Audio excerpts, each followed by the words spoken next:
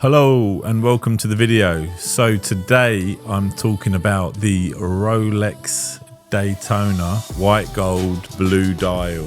I've owned this watch for approximately 3 years. I would say out of all my watches, this one is my favorite. Why is it my favorite? Well, one, I think it's just because I love the Daytona model. It's for me the coolest Rolex sports model. Everyone's got their own opinion on what their favorite is, but for me, that's how I feel. Also, I've had other Daytonas, stainless steel, rose gold on the Oyster Flex, and this one's my favorite because it's all white gold. It just has that extra weight to it and just feels really good quality. Because it's white gold, I feel like I can wear it more often in more occasions because it's not as out there as much. It's a little bit more low-key than the yellow or the rose gold. So I just think it makes it a bit more wearable. Also, it's got the stunning blue dial, which is really nice, and in daylight it pops even more. And then it's got these little thin red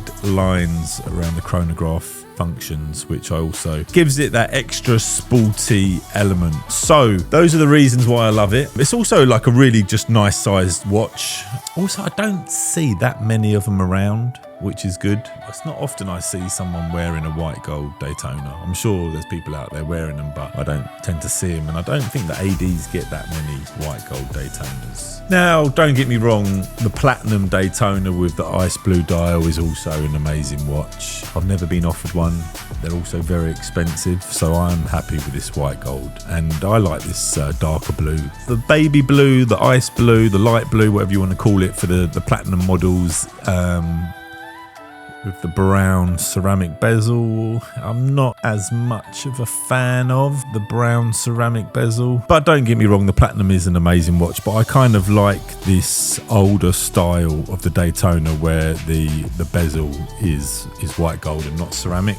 I do like this version of the Daytona. I'm sure at some point they might discontinue these and give even the white gold a ceramic bezel, who knows. They did discontinue it for a while, but then they re-released it, so yeah, it's interesting. I paid for this watch, I bought it in London, I paid about £32,000, quite expensive, but that was 3 years ago.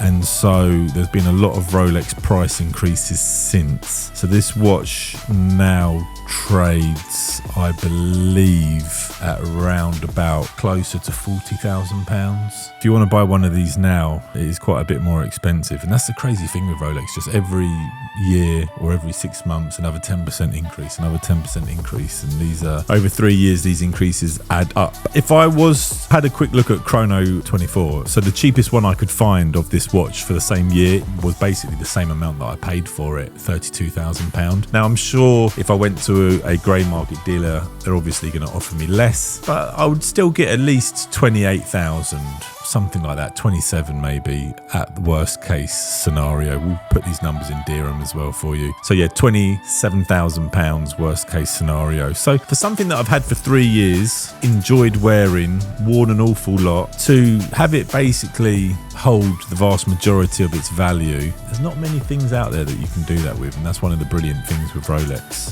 is that you get to treat yourself and the value's still there. A lot of things that we buy in life don't hold value for very long, so it is nice to be able to treat yourself and still have the value sort of retained. But obviously, you know, it just helps justify the purchase as well when you're purchasing something that's quite expensive. So yeah, it is a beautiful watch. I've talked in other videos about the history, the heritage, Paul Newman, the Daytona racetrack, things like that. So I won't go into all that in this video, but feel free to check out some of my other videos if you are curious a bit more about the history of the Daytona. Generally, it's just a very smart watch, and I love the white gold. It does have that extra little bit of gleam and shine compared to the normal stainless steel, but it still is a bit low key. The negative is obviously the white gold picks up some scratches, and in the close-up videos you'll see that this watch has plenty of little scratches. Nothing deep, nothing to get too concerned about. I've never polished it. To me, none of these scratches bother me whatsoever.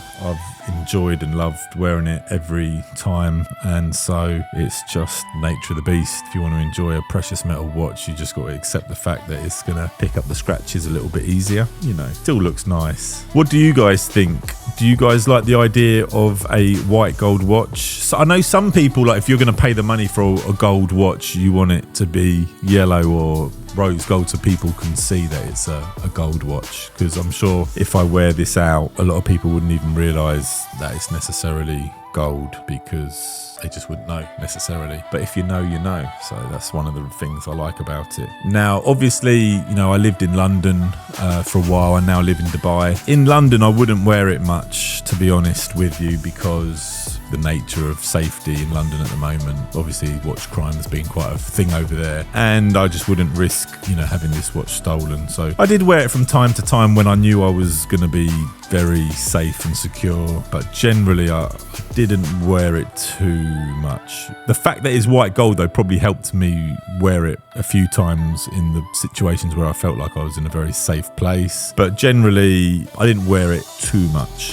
However, now living in Dubai, it's literally become a little bit of a daily watch, because no one's getting their watch stolen here for whatever reason, and because it's white gold, I feel it's appropriate for a lot of different settings, and so I've really been able to wear it a lot and enjoy it. And I'm glad Rolex are still making it. It's a shame in a way, because they did stop production for a short period of time and then they re-released it, so when they stopped it, it did spike the value a tiny bit. Now they've re-released it, there's going to be newer ones out there, but it doesn't matter. I love this watch, and for me it's kind of like my favourite Rolex sports watch, I would say. But don't get me wrong, I'm sure there's some off-catalogue pieces I'd rather have, but realistically I'm not going to be able to afford those, and I'm very happy with this watch. Different Rolex sports models have different clasps. Some of the deep sea models, they have the sliding clasp. With this one, it has that extra half link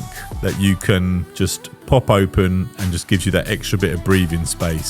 So it's not as much adjustability as Submariner or a deep sea, but it still has a little bit of adjustability, and it's enough, to be honest with you. Get it so it fits nice, and then on a hot day you've got that extra half a link to just let the wrist breathe that little bit more when the wrist expands due to the heat. Let me know what you guys think in the comments below. Is the white gold Daytona for you? What's your favourite Rolex sports watch? And I'll see you in the next one.